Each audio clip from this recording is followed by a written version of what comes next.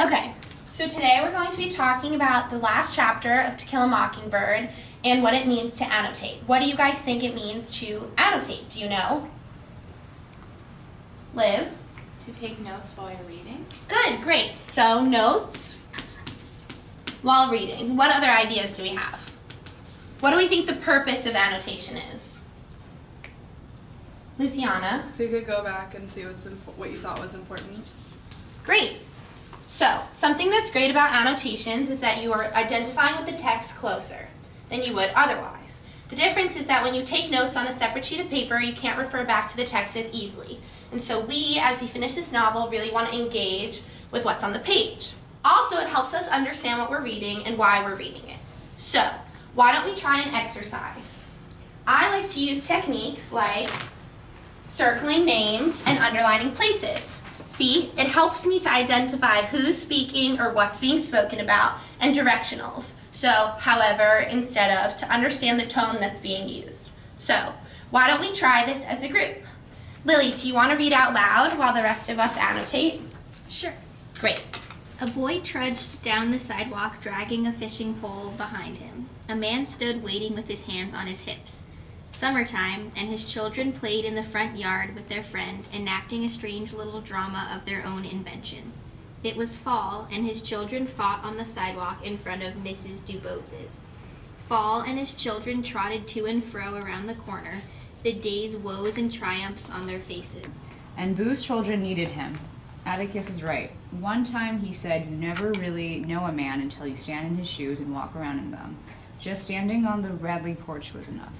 Great, thank you. So what are some of the techniques we used? Lily? I underlined all of the seasons. Why did you do that? Well, it definitely represents a passage of time and time shifting throughout the book and the passage. Good, great. Anyone else? Oh, Liv. I underlined the points that had any kind of emotion. So, like at the beginning, drama of their own invention, and then days, woes, and triumphs on their faces, then delighted, puzzled, and apprehensive. Great.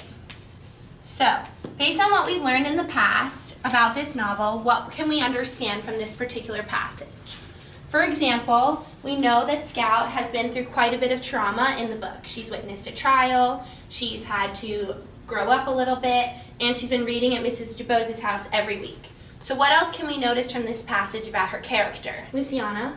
I think that since this passage is like throughout 2 years, it shows her like growing up, and towards the end of the book she is more like reflective of what happened and standing on Radley's porch and everything. Great. So yeah, Scout started the book as a really young girl who was super immature, who was running about like with her brother, and now she's realizing that, she has to have perspective, and she's standing at Boo Radley's shoes. But Atticus in the novel, right, he says there's a difference between standing in someone's shoes and being that person. So that's what she's kind of realizing as she looks out upon the world.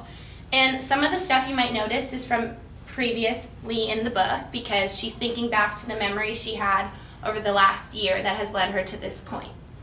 So I know learning new techniques and passages is kind of difficult, so we have a little cheer to help this make it easier. So, let's see.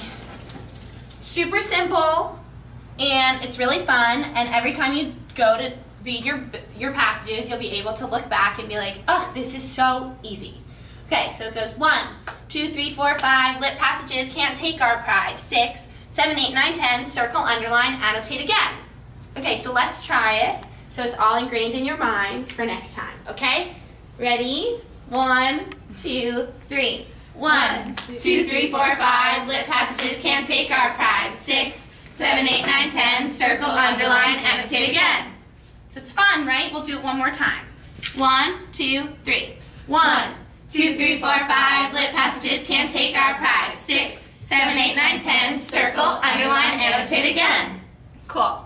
Thank you guys. Next time we'll be talking about the novel as a whole and major themes we saw in character growth. But until then, make sure you review your notes, continue to annotate, and I'll see you next week.